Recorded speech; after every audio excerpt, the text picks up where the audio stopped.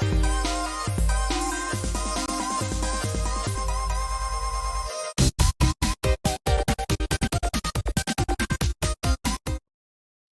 everybody, and welcome to our early comics review video. I'm Andy. I'm Matt. We're here with Infinity Flux Comics out of Chattanooga, Tennessee, and this is our big show where we show you some of the biggest and best books that are releasing this week. They are coming out Wednesday to your local comic book store, so you don't want to miss out on any of this awesome info we'll be giving you, so you're better prepared when you head into your local store and you're looking around and you're thinking, what do I want this week? You'll have a better You already idea. know. You already Yeah. know. You're welcome. You'll be a step ahead of Yep. everybody else. But go ahead and head on over to infinityflux.net where these books are available right now. You can go ahead and order them. That way, on Wednesday, you don't have to worry about them selling out. Whether you're local, they'll be sitting in your box waiting for you, or somewhere far, far away, they will be carried by a stork. all Somewhere over your far, house. far away in the United States. Yes. But this is a great week of books.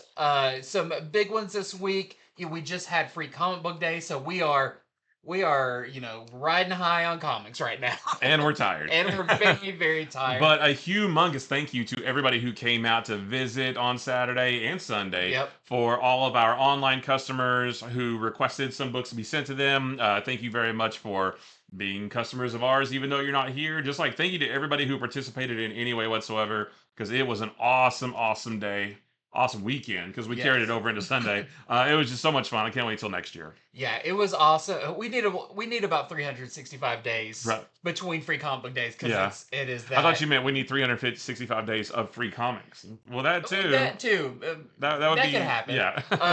But if you want to see about all that cool stuff, we have it over on all our social medias, Instagram and Facebook and Yeah. all of that. So check it out. Really cool stuff over there. Thank you everyone who came out, got their Star Wars Young Jedi Adventures Right. signed by me, or I did a little remark on it or something like that. I really appreciate that as well. But we're talking about this week's Yeah. worth of books. Yeah. That's all last week. That's old news. Yeah, these aren't free anymore. Sorry, you gotta start paying for your books again. Sorry about that.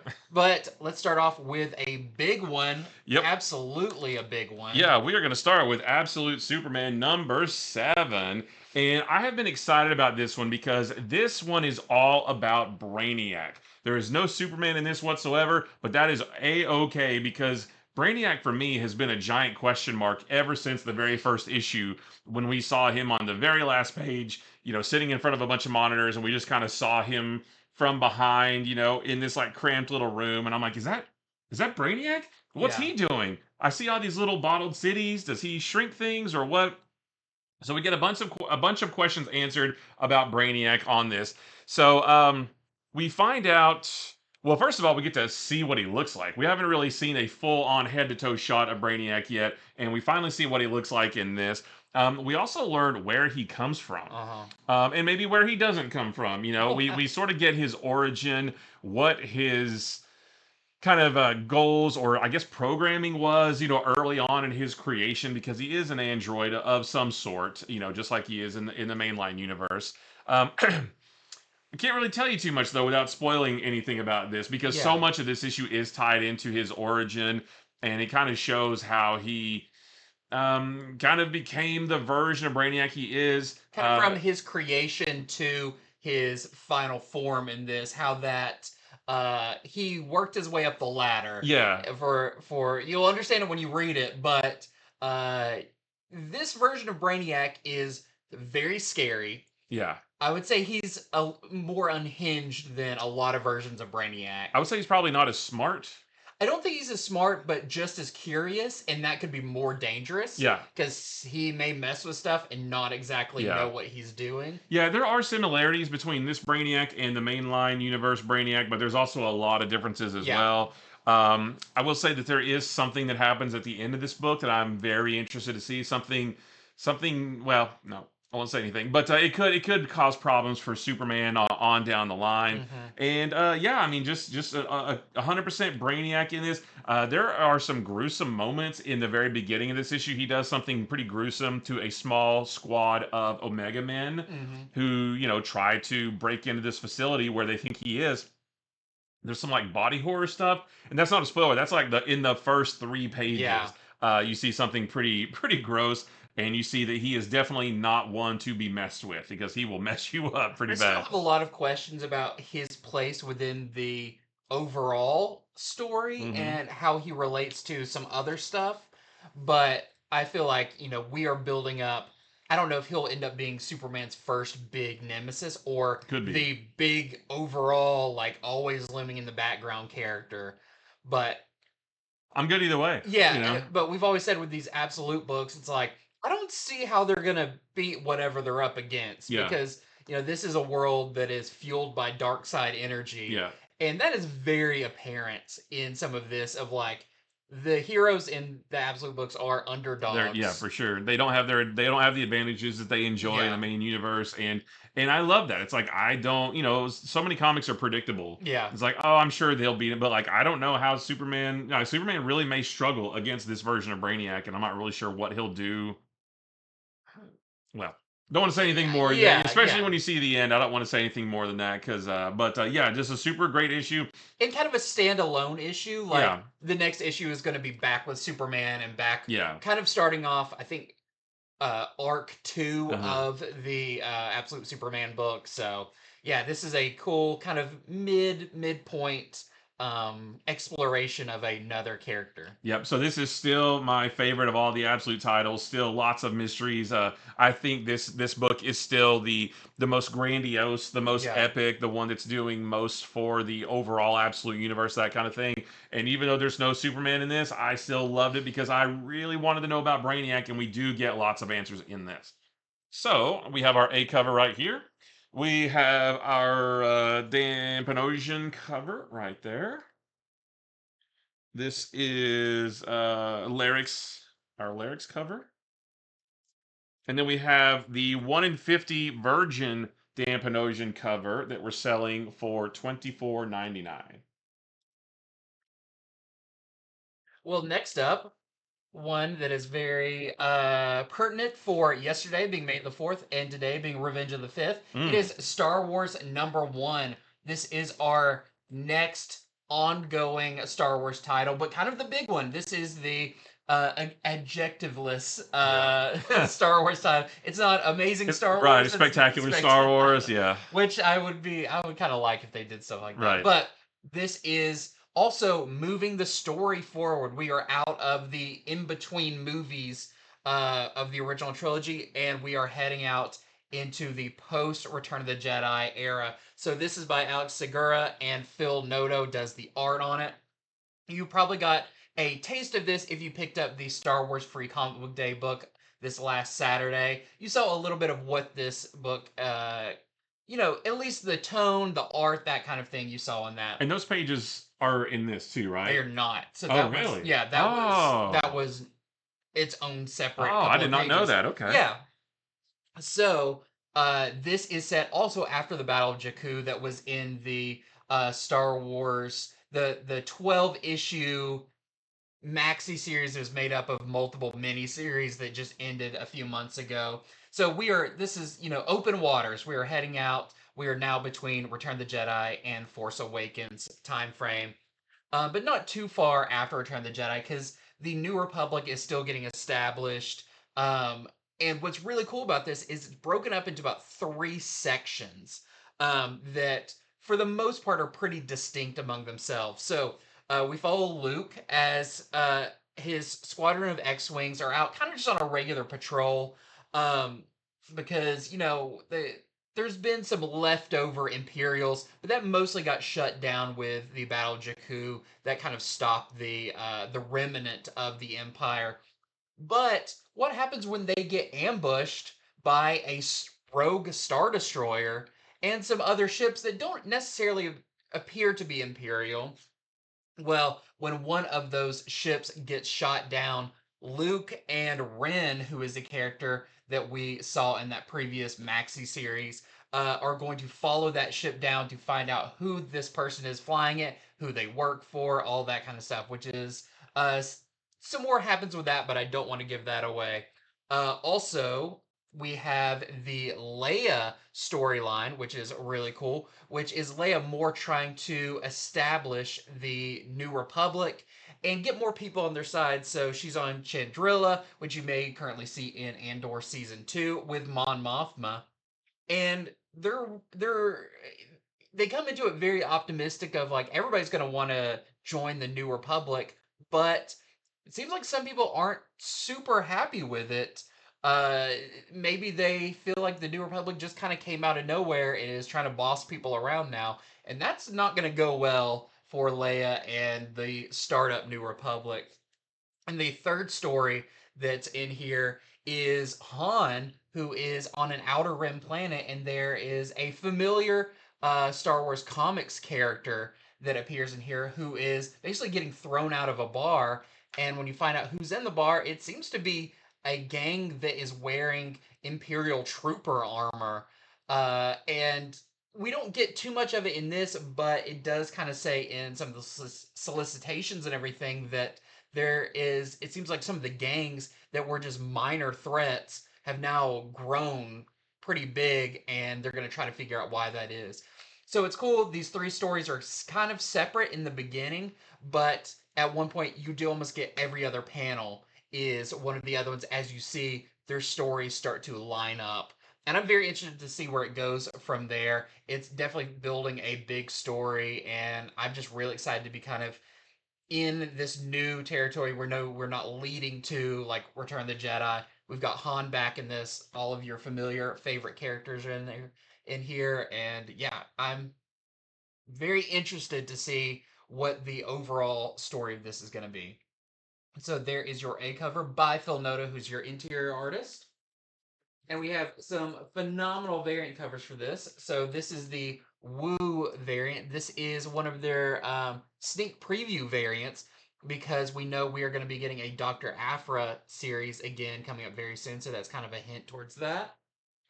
We've Will got, that take place in parallel with this? yeah, I think Okay. everything now is, or at least everything not like Jedi Knight and all those that take place in the prequel. But I think for the main stuff, it's all taking place Okay. now in that time period.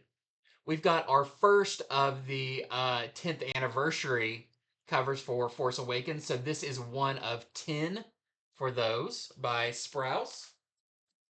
We've got this very nice David Nakayama I cover. love those ones. Yeah, that I love how bright Mhm. it is. We've got a John Tyler Christopher action figure variant, which I love because now he's getting into the Power of the Force line, Yeah. which is very near and dear to me. That Luke does not look as swole as the actual figure from 1995. He's got some of the pecs, but he doesn't have the like super broad Yeah. shoulders that one did. I never minded that. I always thought the figures looked cooler Yeah, that way. it's like Luke crossed with He-Man. Right. We have the logo variant, but you That's can't what really. that's what the logo looks like. Yeah, Okay. you can't really tell, but there are stars around Okay. that as Yeah. well. We've got the really nice Gabriel Del Auto variant with Jedi Knight Luke. We've got this really nice Ken Lashley foil variant where the logo in the back is foil. Then we've got some incentives. We've got this Pepe Larraz. This is the 1 in 25. We're selling for $9.99. We've got this Lionel Francis Yu 1 in 50 variant. We're selling for $34.99. You can see maybe who Han is teaming up with in there. I like Han. He's got a white vest. It just looks cool. And here's the biggie. This is the 1 in 100 version of the Del Auto cover. We're selling for $99.99. All right. Well, you mentioned Pepe Larraz a second ago. Yeah. I have a Pepe Larraz book. This is Amazing Spider-Man number 3. And the first part of this issue features this big fight between Spider-Man and Itsy Bitsy. But Spider-Man has been drugged, and he's not doing very well. And he keeps drugged for this entire right. series so far. And he's not. He keeps hallucinating various moments from his childhood, but they don't. What he's seeing, those moments didn't happen the way they actually happened. He Yeah. sees like Aunt May like yelling at him, and he's like, "No, Aunt May would never do that. That's Yeah. not what happened." So it's I was not. a little worried at first. I was like, "Are you saying this moment actually?" But they Right, do right, confirm yeah. like Peter says like, "No, I remember this Yeah, moment. that's This not is how it not what happened. Yeah. happened." Yeah, so it's kind of a double whammy. Not only is he hallucinating during a fight, but it's also twisted versions of what he's seeing. So the fight does end. I'm not going to tell you how it ends, but it does end, and he seeks out help from Norman Osborn to get the drugs out of his system. But Norman has some not so great news about that. But at least Norman does learn something about the drug that kind of clues Spider-Man into maybe where it came from and how it got in his system in the first place. So that helps a little bit. And, Spider Man goes off to try to investigate that. And, I won't tell you any more from there other than to say, there is another character that shows up near the end that I'm very excited to see Hmm. that we haven't seen really in a while. And I really like this character and I'm glad that they're here. But yeah, this is just another like action packed, fantastic artwork issue of Amazing Spider-Man. We're 3 issues in. I'm still really Hmm. enjoying this. Um, It doesn't feel like it's, I'm glad it didn't immediately go in and it's like, it's a huge story that's yeah, involves everything. No, it's very, it's localized to it's Spider-Man. localized to Spider-Man, New York, Yeah, all that kind of stuff, and it just feels a little bit more classic. This story could be set kind of almost any time, right. um, given just like the situation and Yeah. everything. I'll tell you what I've liked in this series so far. It's happened a couple times, and it's something really small, but it just like speaks to me.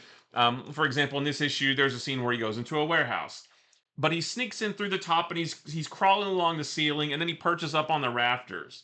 And in the first issue, he kind of crawls into the Rhino's apartment and tries to investigate. Like I like stuff like that with Spider-Man. It's been a long time since we've seen him be like a spider. Yeah. We just spent 8 issues of him being a sorcerer fighting demons, right? It's like I like Spider-Man being Spider-Man. We see a lot of him swinging through the streets of New York in this, crawling in little spaces and just like investigating things. Like I like that kind of thing Hmm. with Spider-Man, and especially with the players involved in this story. And the artwork, the action, like this all works for me so Yeah. far. So who knows where it'll go after this, but so we can only judge it one issue at a time. And Yeah. so far, I'm having a great time with it. Yeah, I've really enjoyed it. Once again, the art is phenomenal in Hmm. this. Um, Things that some artists would very mundane things, like you said, like him sneaking around or whatever, or a warehouse or something. Pepe Larraz has a way of doing it that's just like, Yeah, whoa, that looks really cool, and the shadows and the dynamic poses, and everything are yeah. very Spider-Man. There's even one panel of him swinging that I turned upside down to get Yeah, like the full effect because it's drawn in a way where I was like, I want, oh, that's really cool. Like you could look at it either way, and it's yeah, really neat. So yeah, still enjoying it a lot, and I, can't wait for the next one, especially with how this one ended. yep. So we have our A cover right here, and we've got some cool variants. This is the Alex Maleev variant. This is our Ed McGuinness variant with Itsy Bitsy. And this is our 1 in 25 Oreo variant that we're selling for $12.99.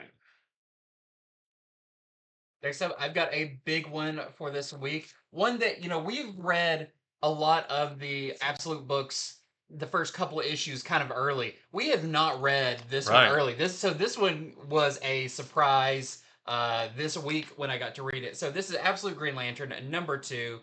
Um, or as I feel like this book is Dragon Ball Green Lantern, the Abin Saga. Because Abin Green, in Green this Lantern Z, Green, yeah. yeah. Abin in this, once again, feels like the most Dragon Ball Z villain, and I love it. Though from the weird Frieza-like ears or Majin Buu, he's got like the long Majin Buu like head tail. Yeah. The way he just like stands with his arms folded and floats above people, it's really cool. And even some of the fights and everything feel like that. But getting into the story, it picks up right where the last issue left off with Hal Jordan in the bar, the diner that he uh, pretty much destroyed in the Yeah. last one because he now has the Black Hand, or he is Black Hand, however you want to see it. And Joe Mullen is standing in the doorway. But they're still both kind of unsure about exactly what has happened, just like we are. And most of this issue is a flashback, once again, to the events that led up to this point, where Abensur has crashed his giant Green Lantern logo on the city and put up a dome around it. and now the people are freaking out. They don't know what's going on. And Abensur kind of seems like he's almost like a not a herald of Galactus, but he's like He's very omnipresent. Like I don't really yeah, know what he's a very large being of power, and he speaks in riddles, and I don't yeah, really very know. authoritarian. Yeah, Also like his constant thing is like uh what is it? Be fearless or be without be fear. without Yeah. fear. But we don't really know, like, is he judging people if they have fear or if they don't have fear, or is he telling them to be fearless? Like you said, he kind of talks in riddles where we're like, what are you aiming for? Yeah. But, it kind of has this thing where the police and the citizens don't know. They're kind of surrounding him, but everybody's really still about it. And there is a very familiar kind of a familiar face, looks a little bit different, but Mhm. a character that you are familiar with who is kind of the one who confronts Abensur and basically tries to make peace with him, but it doesn't go well, and Abensur completely goes Frieza on them, and he even shoots like blasts out of his Yeah. hands and everything. It's crazy, but uh, it's just really interesting. Most of this issue is that of like this kind of first encounter with Abensur and people trying to figure out how to react to him, and do we attack, do we not? And we see a we don't even really see how Joe and Hal interact with him. Right. It's Abensor says one thing and does something, but he says the same thing later and does something else. And it's kind of like, what's he aiming for? But we do eventually go back to present day, and seems like there's a plan. Mhm. So that all sounds very cryptic, but that's kind of what this book is. It's very much you're getting little pieces here and little pieces there of the full story, and we're still by the end not caught up to present time of them in that diner. So we don't know exactly what causes a lot of this stuff to happen. Yeah, and even though this story is very fantastical, it's still very localized to like to Evergreen. Was it Nevada? I think. Yeah. It's still very. It's happening just like in this one spot, and it's really this so far. It's still centered around this one moment Mm-hmm. of Abensur coming down and doing this thing, and of course these things happen to Hal and Joe. But it's still just this one moment of this alien coming down. We still don't know, like, who is he? Is he good? Is he bad? What does he want? How did he affect Joe? How did he affect Hal? That kind of thing. So it's a grandiose story that's centered around like one single incident. Yeah, it almost feels like a plot for like an image book of like, okay, aliens invade, but it's this one central location, and seemingly no one outside of this bubble knows Right? that Yeah. this invasion Yeah. happened. So it's a very interesting like, do people go about their lives after that? What happens?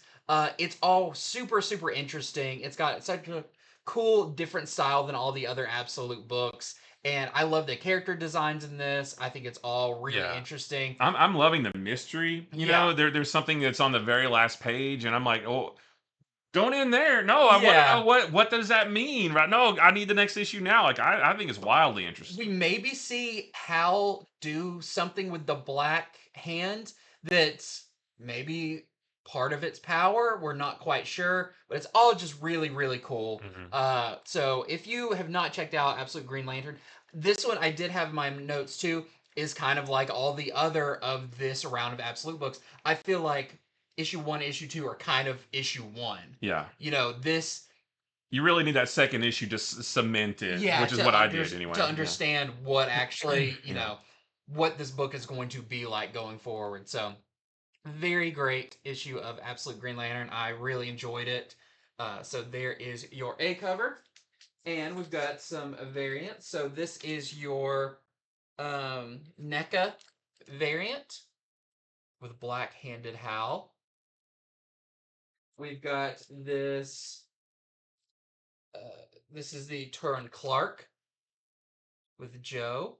And even though they said this book is mostly going to be about Joe, I still feel like it's like 50-50 Hal, Joe, Yeah. John.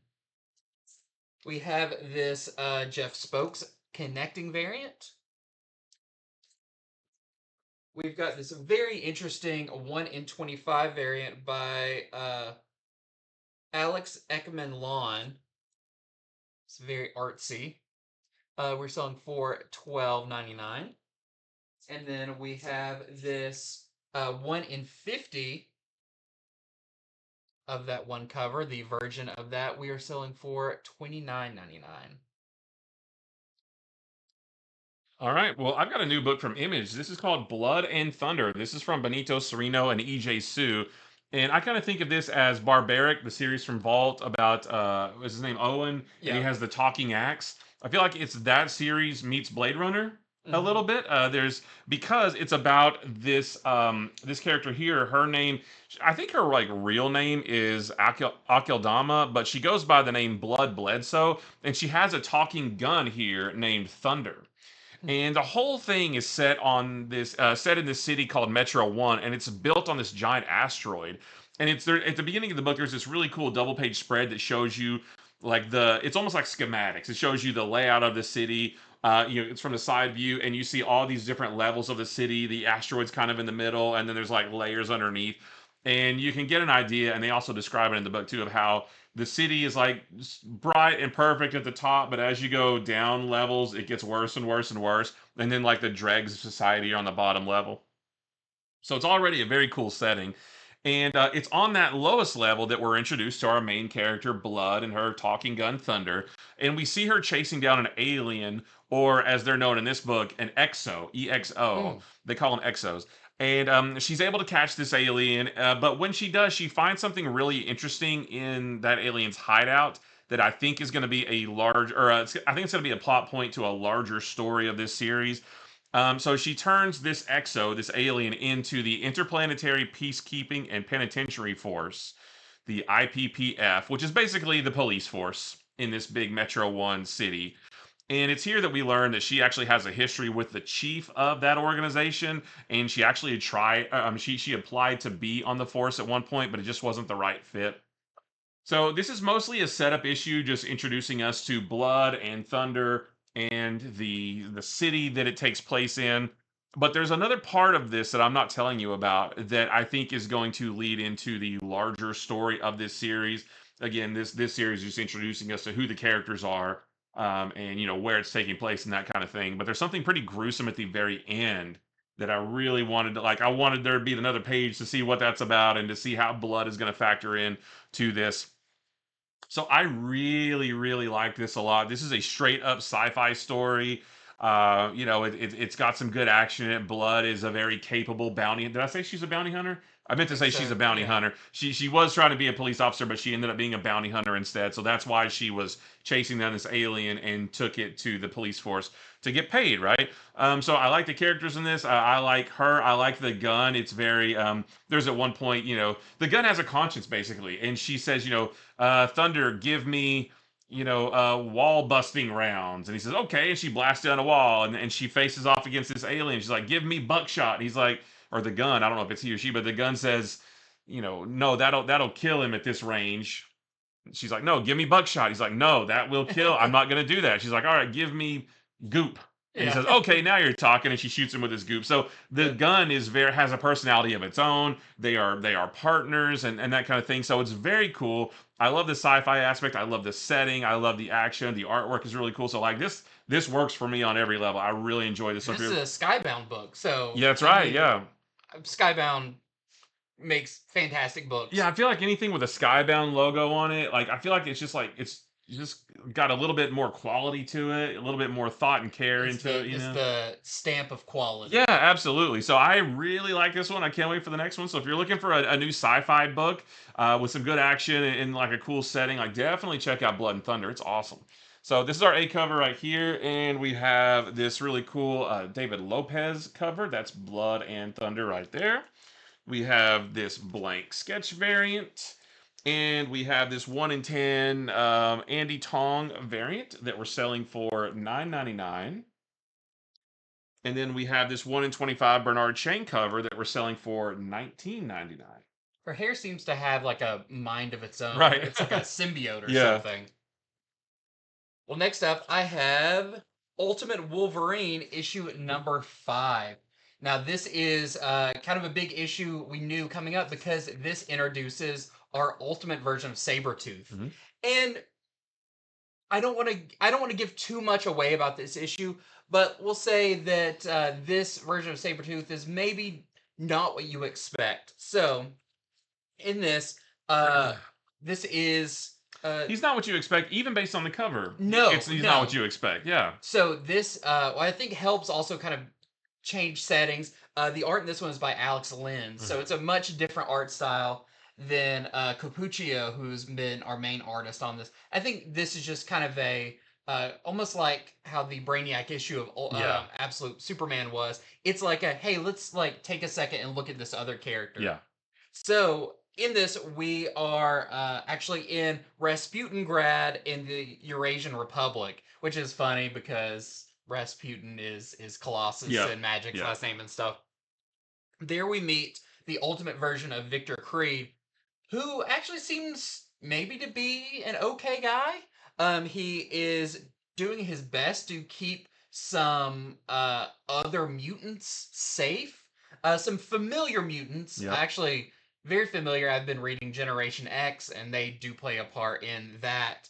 Yeah, I have in my notes. This is the first appearance of this universe's version of Sabretooth, but also the first appearance of this universe's version of another mutant Yeah, who will be very familiar to longtime X Men fans. Are they yeah, both or just the one? both, Both. Okay, both of them. are yeah. Okay. They kind of come as a package deal. Okay. All right. Even though I think like the animated series only really used one of Okay. them.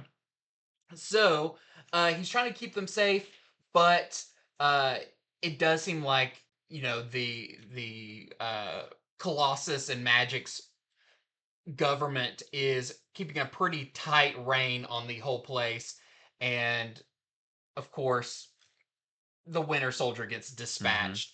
So I don't want to give away too much more after that, but there is a lot of really cool action. You do find out this version of Sabretooth, how his powers are similar or different to the 616 version of Sabretooth. And I will say there is a relationship, like a previous relationship Yeah. between Sabretooth and Wolverine, like in the Yeah. 616. Yeah, they do have a history together. Yeah. Yeah, which I think is, adds, you learn about Sabretooth, but you also learn a bit more about this version of Logan, the Winter Soldier slash Wolverine. Um, yeah, I don't want to get into it, but I did think there was an interesting thing. There is almost like an ID at the back for Victor Creed, and it Right. did say he was born in like 1985. Oh, I Yeah, and I was I like, read it, but I didn't notice the I was birthday. like, Yeah. are they saying that he's not like Civil War age? I'm not sure. It could just be like he lied on his birth Right. Right. certificate type thing. But I did think that was an interesting little bit. But a very cool issue, and now uh, this is not just a like. It seems like the next issue will pick up where this one leaves off. Right. It's not like and then back to other. It's like Yeah. it is going somewhere. Yeah, it's not like it was like, okay, well, that was cool meeting Sabretooth. Anyway, let's move on. You're like, it seems like he's going to figure into the Yes. story going forward. Yeah. Yeah, which I think is going to be really really cool. I really liked him in this. Yeah. Yeah. I mean, I thought he has a cool accent. I don't know what his accent is, but it's Yeah, I don't think it lines up with like anything. the regular Yeah. 616 Victor Creed. But the other thing, and I said in our short show, and I'll say in this one, you do see Wolverine without his mask on, Mhm. and it's pretty interesting. It's not like he's hideously disformed, but Right. it is It looks interesting. a little different. He Yeah. does look a little bit different. Yeah. So, yeah, even though here on the cover he looks like Werewolf by Night, maybe don't expect that on the inside of it. But I thought this was a great issue and continues to be really cool. What is this? 12 issues? Ultimate Yeah, I think Wolverine is so. only I know it's like a mini series Yeah. or a maxi series. So yeah, it's going to be very interesting to see where this Mm-hmm. goes. Especially because this is roughly the halfway point of that. One more issue. So there is your A cover. We have this really nice Simone DeMeo cover. I love the kind of glow of his orange red. We've got this Lionel Francis Yu cover. And even though that's maybe a little closer, I still think this is a bit much. Yeah, that's still not quite what he looks like, but No. that's the cover I pre-ordered. I like that a Yeah, lot. that one's really cool. And we also have a Steven Segovia 1 in 25. We're selling for $14.99. That's awesome. Yeah. So it sounds like I described a lot in that, but uh didn't even scratch the surface of Yeah. what happens Yeah, in there's a this lot issue. more that happens in it for sure. All right. So I've got a new book from Mad Cave. This is called Vanishing Point, and this is written by Mark Russell. The art is by Wando. And in this series is going to be an anthology series. Each issue is going to be a one and done story, and it's a mix of sci-fi and horror. It's not all it's it's creepy stories, but they all have a sci-fi bend to them as well, or they're all not even a bent. Like they're all very sci-fi. Like this issue is about a man named Jim. He has been sent into space for the next 10 years alone aboard this mining vessel to mine rare materials for Earth from these asteroids that are just floating around. And it's explained that humans are better at identifying which asteroids have the minerals in them. They're better than what a machine could do because they can see like the veins of different minerals and stuff. So a human has to go up and use the tools on the ship to mine these asteroids. And it sounds like a really tough job, and especially since he does have a family back home, but he is able to talk to them via video chat and things like that. And when he fills his quota of minerals, he can return home and he will be paid very handsomely. And that's why he's doing it. He says, yes, I'm going to miss my child's upbringing, but when I get back, I'll be able to put them through college. They'll have a comfortable life. So he's doing it for his family. And things go fine for a couple years. He's up there by himself, just mining these minerals. But then he makes a very startling discovery about what he's really doing. And he has to decide whether to go home, whether to quit, go home and get nothing, or stay and fulfill his mission for the betterment of his family, even if it's not really all that good for him. And I won't tell you which choice that he makes, but I will say this is really cool. Like I really like horror anthology books, and there's a lot of those on the market right now. But this every issue of this is going to be all they're going to be sci-fi stories just with a creepy twist and into them. And it's kind of like EC has the Cruel Yeah, Universe book, which is similar, but that those issues have three stories and in this is one. just This one. is one single Okay. story all the way through, and the thing that he finds out and the things that he does afterwards, like it's really creepy. And then the way that it ends is very But it interesting does too. have like a definitive A end. definitive ending, Okay. yeah. And the next issue, there's like a preview of the next issue. We see the cover of what the Mhm. next issue will be, and like I'm really excited for that because I want to know what that story is going to be. So I really like this a lot. So if you like horror anthology books, but maybe you're looking for something a little bit different because we already have a bunch of those, definitely check this one out. I really like this a lot. And this is the only cover we have. Well, next up, I have all new Venom number 6. So this is the big issue because this is the big. How did Mary Jane Hmm. end up with the Venom symbiote? The big reveal. Yeah. Yep. Which I'm glad that maybe this wasn't drug out a long time. Yeah. The last issue is where they revealed that she was the one in the symbiote suit, and this is like, hey, how did we get here? Yeah, I'm glad it wasn't like the next like a 5-part story arc that goes back to when she got it Yeah. and like no, this is we get all of our questions answered in this. Yeah. Yeah, so I will say that part of this stems from the Venom War Spider-Man Hmm. miniseries that happened a few months back during the Venom War event that was going on, which I didn't read. So maybe if you read that, you'll be like, "Well, yeah, all of this was obvious." Yeah. But for me, I was like, "Oh, this is new information." We do learn kind of how they came into contact in the first place. It does have to do with Mary Jane as Jackpot and her wrist gauntlet that gives her these powers. That does factor in, and I think that factored in during that miniseries. Right. So yeah, and then the frustrating thing is I missed the second issue of that. I read the first and the third ones, but the second one seems like it's the pivotal issue to this, and Yeah, I missed that. So yeah. So, but it does have to do with that. So but even though I didn't read that, it caught me up oh really well sure, to oh what yeah, was yeah, going on. But we do learn, how it sounds weird how severe that she is bonded with the symbiote, but it is almost a life or death symbiosis hmm between them, which I thought was cool. But uh, for one thing, and I think we're all really happy about this, Paul's having a really hard time because Mary Jane was not just forthright with him yeah. about what was going on. and just anytime we see him suffer is just Yeah. a good day in my book. But it does kind of throw a weird, uncomfortableness between their relationship, because most of this issue is Paul, Mary Jane, and Robbie Robertson. Robbie Robertson sitting around as Mary Jane's kind of explaining everything that happened. But since the symbiote is bonded with Mary Jane, they've been doing heroic things together. They've been a hero and all of that. So what's going on with the symbiote? Why is it suddenly kind of a good guy? And that is where I think this really shines, is the explanation for that, which I hope kind of works its way back around to Hmm. the full Spider-Man story, because I would love to see how that impacts it. Um, but this is, kind of a, I don't want to say it's an exposition dump because it's not all dialogue. You see it, but it Oh yeah. is, they don't leave that room in this issue. It's just explaining everything. But where it's going next, where this kind of ends up, I think is going to be really interesting to see.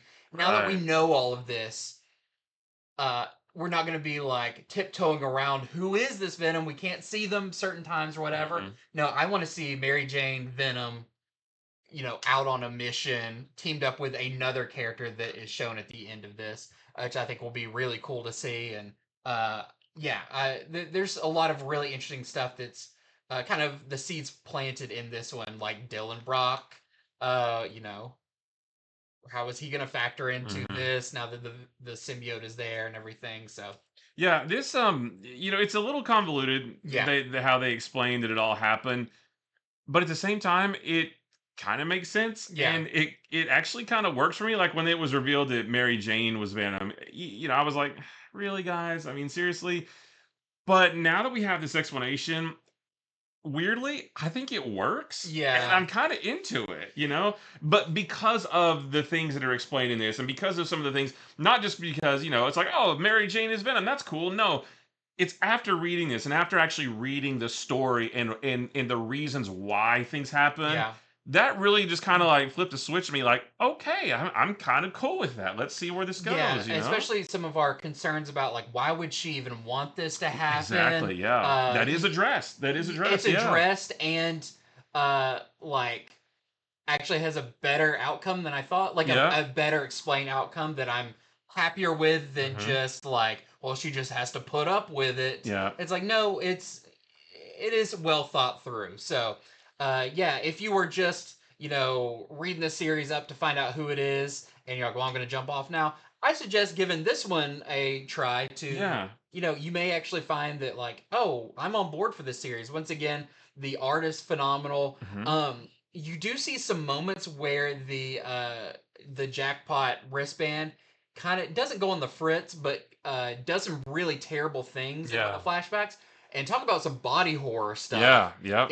It can do some wicked Yeah. things that was very disturbing. But Carlos Gomez's art in it is Yeah. awesome and beautiful. So Yeah, definitely. Like you said, if you've been reading this, give this a chance because it's just interesting, like the reasoning behind yeah, I everything. know so Yeah. many people were on board just to find out, Yeah. but it's like, okay, now actually we can start the story. Yeah, I feel like this is the final piece of that whole puzzle. Yeah. Is like this is the last thing that we needed for a full story. Yeah. So there is your A cover.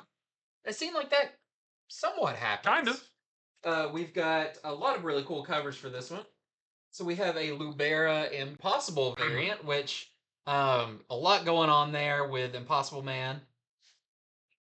Is he showing up? He showed up in that Moon Girl Devil Dinosaur thing. Yeah, that's what So it I is. wonder if that's what's stemming I all don't of know. this. Yeah. We have this really nice Pete Woods variant. I love the colors in that one. I got this one because I love anytime this is referenced. This is the Lucas Wernick kind of face it tiger, you hit the jackpot scene. Very nice. We have a speaking of EJ Sue, we have an EJ Sue variant. This is a 1 in 25. We're selling for $14.99. And we have a 1 in 50 Lucas Wernick, the Virgin cover of that. We're selling for $44.99. And I love what you said about Paul too, because Paul is not like, oh wow, that's great. I'm glad that everything worked out. No, Paul is like struggling with this, and I Yeah. love seeing Paul struggle with anything. Let's say he says something and I got angry at him. Yeah, Paul is Uh, the worst. he's the worst. There's I don't know. You'll read it. You'll see. He says something, and Mary Jane does not immediately respond to it, and that made me happy. Yeah, And he says something else, and I wanted to be like, "Get your dirty hands yeah, off of her!" yeah. Hey you, Hey you. get your darn hands out. Yeah, But yeah, that was a fun issue. yeah. All right, so next up, I've got Fantastic Four Fanfare #1, and this is going to be a mini series. Each one, I think, contains like three, at least this one does anyway, and I think all the rest of them too. Each issue contains three different short anthology stories, and each one of those stories focuses, kind of dials in on one member of the Fantastic Four. All the members of the team are in each one of these stories, but it's really centered around what, and this one's really centered around Johnny Storm. So we get a story called "You Realize, of course, This Means War," and it's written by Mark Wade, and the artist Mark. Sorry, it's written by Mark Wade, and the art is by Ramon Rosales. And in this one, Ben lost his temper while using public transportation. So it shows him in a courtroom, and a judge orders him to maintain his temper for the next week as punishment. And he says, you know, your family's going to monitor you. You cannot get mad about anything. You got to like stay cool. And so Johnny sees this as a golden opportunity to constantly prank Ben without fear of retaliation. So that was a really fun story. There's another story called Life's a Gas, and this is written and drawn by Alan Davis. So right there is awesome. In this one, Reed discovers signs of alien life deep beneath the surface of Iceland. So the Fantastic Four go there to investigate, and Johnny kind of feels useless because they're deep underground, and there are the air down there has a high methane content, so he can't flame on because he might blow the place up. However, when the Fantastic Four encounter some trouble, that might be exactly what they need. And then there's a really fun story called Monster Island of Love, written by Andrew Wheeler, and the artist by Sarah Pacelli. And in this one, Johnny goes on a Love Island style reality show, but and you know it's on an island, but it's being filmed very close to where the Mole Man lives. And what's funny about that is that the Mole Man watches the show and has some ideas about the show, and he and Johnny kind of have to team up to do something. So just three short one and done stories, you know, centered around Johnny Storm. Other members are in as well. So if you're jonesing for a little bit more Fantastic Four, you know the current series is about to end, and then we're going to get a new run, I think, in July. Of course, we have the movie in July. If you're just like wanting to absorb a bunch of Fantastic Four, check this out, because you don't even need to know anything about anything. You can just pick this up free and clear of anything else, and enjoy those stories. So there's our A cover right there. We have a Mark Bagley variant. We have this Nick Bradshaw variant. We have this really nice Sarah Pacelli foil variant as well. You can just kind of see the shine there. Is this the only fanfare issue we're getting? We're not getting like Spider-Man fanfare and stuff. As far as, well, I mean, this is a 4 issue deal. Oh, okay, But yeah, I don't know if there's going to be any of the character. Probably not. I think they're really just hyping up Fantastic Four yeah. for obvious reasons. But yeah, there is a. Yeah, I think it's 4 issues for sure. Yeah, It sounds right. yeah. Usually Fantastic Four works in Right, fours. right. There's gonna be a fifth one with Herbie the Robot. Oh, No, I don't know. oh, don't get me excited. Next up, I've got Secret Six #3, and I just want to talk about this one because I really like this series. I think it's, you know, it's not the biggest, flashiest series, but it's been really fun. And this one, the team knows that Checkmate has Amanda Waller. Of course, part of the team wants to kill Amanda Waller. The other half wants to, you know, still get her, but not do that because it could be even worse. But they learn that Checkmate has kind of set up shop inside this club that's a kind of a they describe it as kind of seedy, but it's not really. It's a bright and there's a lot of people Yeah. there, but it is a club for the worst of the criminally rich and morally corrupt. Kind of like the Iceberg Lounge It's in a a way. little iceberg lounge you know? because it's not like dingy or anything, Yeah. but you can tell like There's a criminal element there. yeah, like the party in the front, but there's like some shifty deals going on Yeah, in the it's back like a type mullet, thing. yeah. Yeah, it's the mullet of a party. It's the mullet of criminals. Yeah. So Black Alice basically gives them all like party attire to enter there because they want to go in and they think maybe we can overhear, some deals being done and we might get a better idea of where they're keeping Amanda Waller. Which couldn't John have just like couldn't they have stood way outside and he just X-ray vision and super here He into? does mention at one point he can't hardly Oh, that's right. Because concentrate then on yeah, anything yeah, yeah. because of the music and Uh-huh. everything. I don't think he's as good at like pinpointing Yeah. things as his dad is.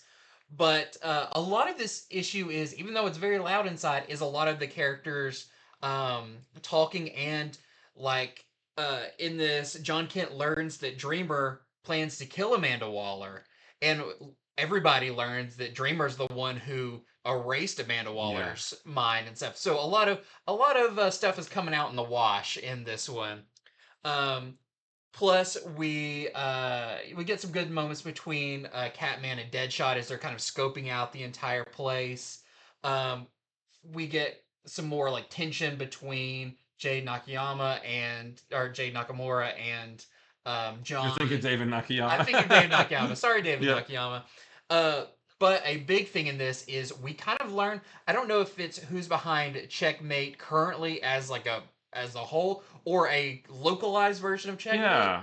but it does involve a character who is somewhat prominent In another book? in another book. Yeah, I thought that too. I was like, wait a minute, what does that A mean for character that that's character over there? a Yeah. character that I don't want to say has turned a good leaf, but is currently hanging out with someone who is a very good Yeah, that's person. weird. So it'll be interesting if that is addressed in this. Yeah. But I thought it was a really interesting issue, and I think Nicole Maines is a great writer, and I look forward to Mhm. more even after this series is over. So And I thought Catman looked fabulous in his like party attire that he Black looks, Alice gave yeah, him. he kind of looks like a party version of Craven Right. with like the fur and Yeah. everything. But yeah, this does a good job at showing the team does not get along very Mhm. well. So yeah, there is your A cover, but that is not what they wear at the party. Right. They're much fancier. And we have this great lyrics cover with Catman, some tigers, and some tiger lunch. All right, I've got another anthology book. This is the Amadeus Show 20th Anniversary Special. However, this is just a one shot. There's 3 different stories in this. There's one called Renegades. All 3 of these stories are written by Greg Pak. This one's called Renegades. The art is by Takeshi Miyazawa, who is your artist on the current Batgirl miniseries. And this is actually set back when Amadeus Cho was running around with Hercules and Namora and Angel. I think they were the Renegades back then. And they take on a group of soldiers from this organization called Eagle Star. I don't remember that from back then.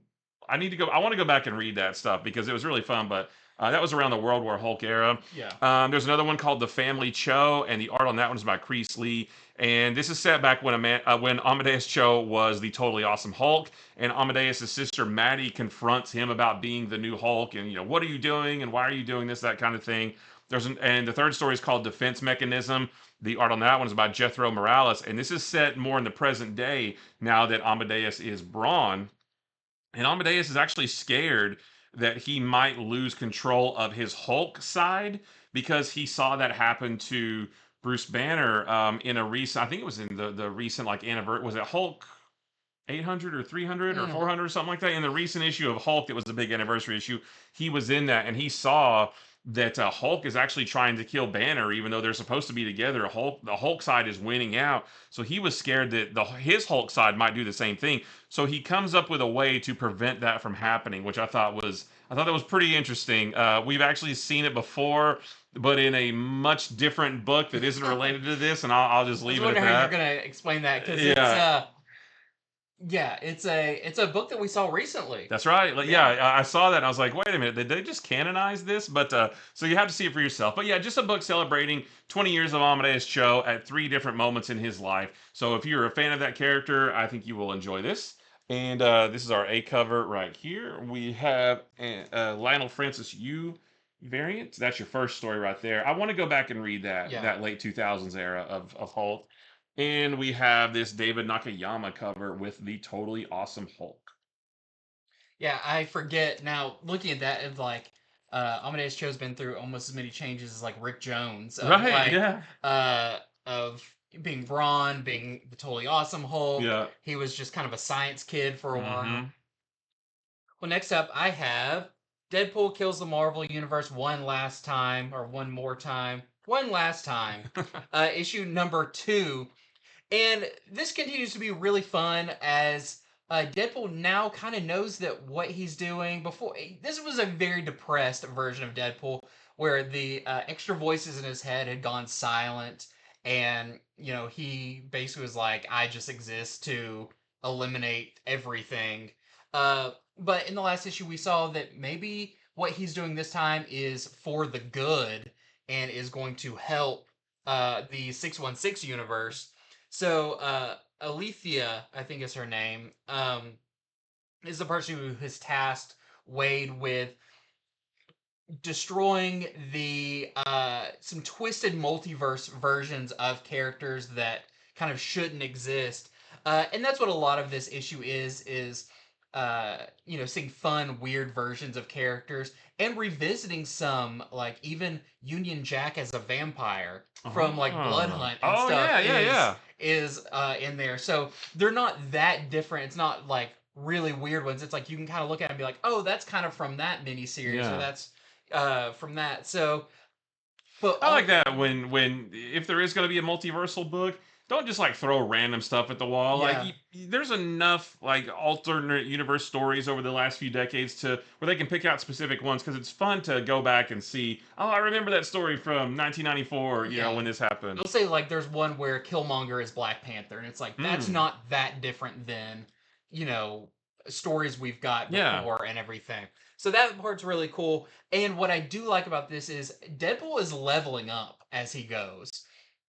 You'll see that right after the first encounter he has, where he knows he's going to be going up against something. Each kind of mission he's on is going to be bigger and bigger, and so he decides kind of from each fight he's going to pick up a little something extra to Okay. take with him, which I'm really excited to see where that goes. But we do learn who is kind of the big villain behind this, because it seems like someone is trying to gather these twisted versions of the multiverse characters to seed their own new version of the world. And so we kind of have a goal now. It's not just eliminate all these things. It's like no, because there's a ticking clock because someone else is trying to gather them Mm. up. But there's some really fun, like going back to key storylines in this. Like I said, that I think for a long time, even just Marvel readers, like the werewolf cap is in this, but there is a twist on it Okay. that is like a really fun, like, oh man, they did this and then added werewolf cap on top of that. Yeah. So really fun issue with Deadpool kills the Marvel Universe one last time, number 2. So there is your A cover. And then we also have a Capuccio variant. Well, I have a new book from Dark Horse. This is called Los Monstruos, and this is written by James Robinson, and the art is by Jesus Marino. And I always remember him from the very first issue of Superman in the New 52. Yeah, I liked his artwork back then. So this is about a guy right here. His name is Perry Cutter. He is a private investigator, and he's also a werewolf. He lives in the town of Los Monstruos, and it's a city full of various kinds of monsters like vampires. There are giant bugs. There are I don't know what you call like mer people, like creatures that look like the creature from the Black Lagoon. Oh yeah, All kind of the whole city is full of monsters like that. Gilman. Yeah. I think actually that's what they call him, Yeah. yeah. And there's an old man that hires him to find his long lost love, who is a vampire who lives in Los Monstruos, but the guy who hires him is a human. And when I first started reading this, I thought, oh, he's a PI. He's got to hide the fact that he's a werewolf. No, like the entire country is aware of monsters, and they made I can't remember what the time period. I want to say like back in the 30s. I think is what they said is when the country started to become aware of monsters. So they kind of shuffled them off all and walled off this one city. And so there's this old man who used, when he was young back then, he was in love with this girl, and she was a vampire, but she was made to go live in Los Monstruos, and he did not go with her because she offered to turn him into a vampire, but he said no, so they were split up. Now, years and years and years later, he hires Perry Cutter to find her just so that he can tell her, I'm sorry that we spent our life apart, that kind of thing. And so he takes the case. He's a PI, right? So Perry Cutter goes to the police station and asks one of his police buddies there for help. And it's here that we actually learn that he used to be a beat cop, but things didn't go so well for him. I don't really know what yet. I think we'll learn more as we go along. But now he's a private investigator, and so he does get one lead from his police buddy about where this vampire woman may be. But there may be someone lurking in the shadows who doesn't want him to find her. Why is that? I don't know. I guess we'll find out. Or maybe they don't care about the case he's working on. Maybe they're lurking in the shadows for some other reason. I'm not really sure yet, but he's being watched. We'll say that. And yeah, it's pretty cool. I mean, he's in control of his werewolf powers. It does show him chasing down somebody in the very beginning of the book as a human. Then he's like, this isn't working, and I'm running out of time. I need to take this up a notch, and he turns into a werewolf and that kind of thing. So it's really cool. So if you were into like Universal, it does have shades of Universal monsters. It's not Universal monsters, but just because the whole city is full of all kinds of monsters. If you're into that kind of stuff, I think you'll actually really like this. And the artwork is really, really good too. I enjoyed every bit of it. So this is our A cover, and that's the only one we've got. Well, next up, I have our second issue of Resurrection Man, the Black Label miniseries. And this one was really cool. So, just want to mention the first page of this whole maxi series. I think this is going to be 12 issues. I'm not positive. 6 to 12 because it's a Black Label book. Um, each of them is done by Butch Geist, who just passed away like this past week, which is very sad. He was a very like classic Oh yeah. artist.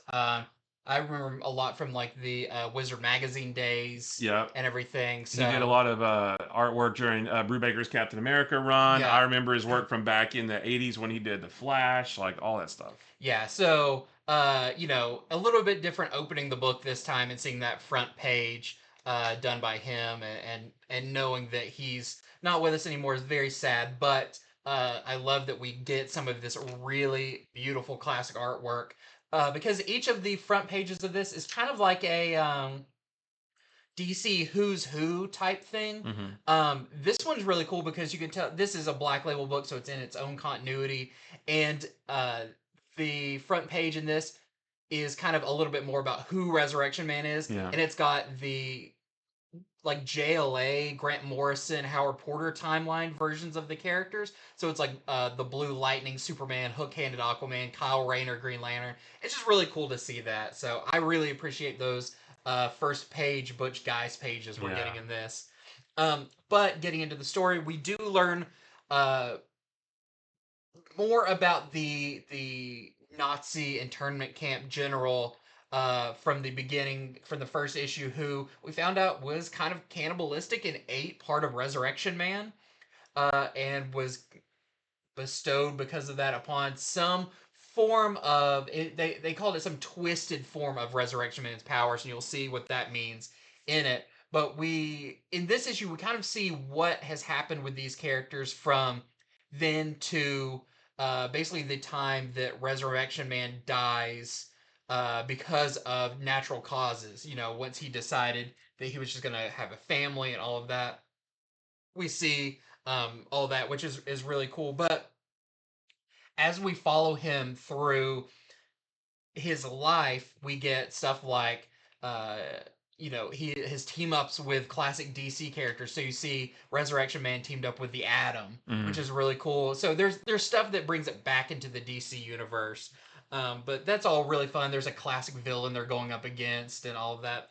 Um, but we are building closer and closer, I think, to in the far future or the kind of the threat that this Nazi character, now that they have immortality, that Resurrection Man is going to have to be the one to do something about that. Yeah, and I thought it was really interesting. This is definitely a Black Label book, just not because of like content, but because it's a pretty like high level story Yeah. and tones and plot and all of that. But I've really enjoyed it so far. So there is your A cover for that, and that is the only cover I have. All right, I have another new book from Image. This is Free Planet #1, and this is written by Aubrey Sitterson and the artist by Jed Doherty. And this is about this planet named Lutheria that has gained its independence from the rest of the galaxy.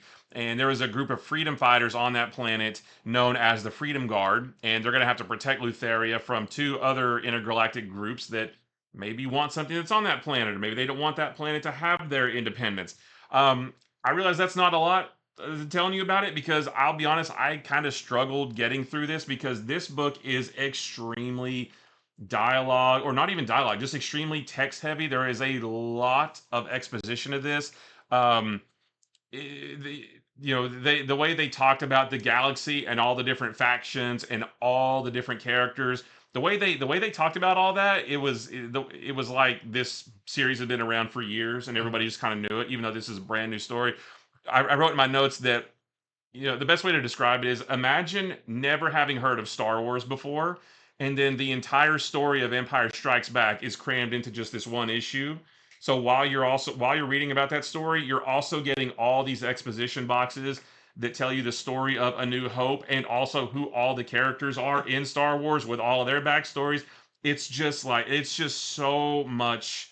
There's a lot of dialogue. There's a lot of backstory telling you about this big war that happened, and it was. I really had a hard time So getting through people it. really like that. They like a meaty Well, sci-fi, a lot to chew yeah, on. well, and I did have a note. It says fans of really heavy sci-fi who like big worlds with deep lore might really enjoy this. And also, if you don't have a whole lot else to read, and you can really spend the time to chew on it. I mean, we had like a dozen other books to read, so it was hard to get through it because of that too. But yes, if you are a big sci-fi fan, I almost like. I've been talking with some friends about like the deep lore of like Warhammer 40K, right? This isn't quite to that level, but if you're one of those who really likes to jump into a world and learn about all the different places of a galaxy, and you really might like this. So don't let me deter you if you're that kind of person who likes that kind of stuff. Check it out if you want. But I kind of struggled because it was just so much, and I was like, who are these characters? What are these different factions? And it was really, really difficult. But check it out if you're a sci-fi fan who likes big worlds, deep lore, that kind of thing. So this is our A cover right here, and we have this Doherty cover as well. That's your interior artist.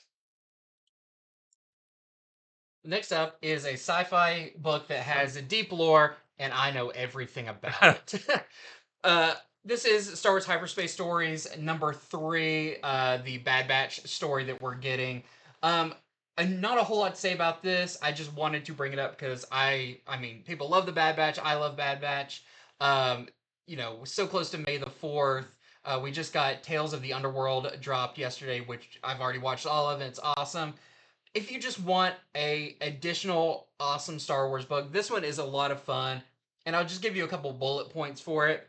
Two-headed sharks, killer droids, and the masked villain that you see on there is finally revealed. You may have guessed who it was as you're reading it, but it is confirmed in this.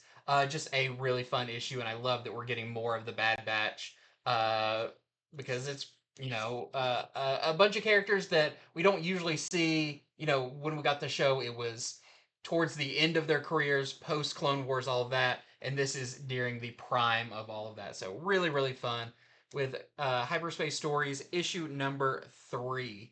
There is your A cover, and then we have a Carlo Magno variant as well with Hunter. Well, last for me is X-Men #16. This entire issue is the X-Men versus these wannabe X-Men right here. These are the Just because mutants. you don't like them doesn't mean you call them wannabes. Well, they do want to be the X-Men. These are mutants, but they are in the very first issue of this series, it was revealed that the group 3K was actually able to turn humans into mutants by activating an X gene that wasn't there. They weren't born with it, but now they have it. And so this group of mutants wants to be the X-Men, and it's cool. Cyclops is like, I am the most qualified person to determine who is an X-Men, and you guys don't cut it. And the whole thing is them fighting. And it's really cool because this is the X-Men book that I've wanted for a long time, with good guy mutants versus bad guy mutants. Like that was my issue with the Krakoan era. Is like nobody fought anybody because everybody was living in peace and harmony on Krakoa, and they turned all the bad guys into good guys. Well, this is like these are bad guy mutants, and the X-Men have to take them down. Plus, Magneto does something in this that is very, very cool. So I can't wait for people to see that. But yeah, next issue of X-Men, I'm really, really enjoying this series. That's our A cover right there. And we have this really cool Russell Dodderman variant with all the various looks of Cyclops. We have this Alex Ross variant. I've been getting all these. Captain Marvel is, or Miss Marvel, excuse me, is not in this. This is our Sandoval variant. Those are two of the members of these bad guy mutants. And this is the 1 in 25 Aka variant that we're selling for $14.99. One last for me, I just want to mention that Adventure Time issue number 2 comes out this week. I did not get a chance to read this as in depth as I wanted to. I did skim through it. It looks like a lot of fun. I know a lot of people are very excited about this Adventure Time series, as you should be. But yeah, looks really fun. And we've got our A cover for that. And we have a Simone variant as well. And is that it for you? That's it for me. Then that's it for me as well. So thank you so much for tuning in to our early comic review video. Some great books out this week. So again, don't forget to head on over to infinityflux.net where you can order these books. They are live while supplies last on our newly renovated website. Hopefully everyone loves it. It's really, really nice, really cool, very easy to navigate. So head on over there where you can order these books right now. Like I said, while supplies last, right? Because like some of these variants we showed off, all of that we may only have 1 or 2 of left after we did our pools. So act fast. We've got back to our regular scheduled programming this week. We've got our show coming up on Wednesday where we'll be going over all the comics you can. Not all of them. The top 10 comics you can pre-order. You can pre-order by this weekend, and then Friday we'll have our bigger show, Comics from the Future. So don't miss out on any of that stuff. Check out all of our other cool videos on there. We'll be back on track with our live letters page coming up very soon. So next Wednesday on the 15th. Yep. Yes, we'll be back on track for that. We'll have a lot of cool stuff to discuss. But all that being said, and until next time, see ya.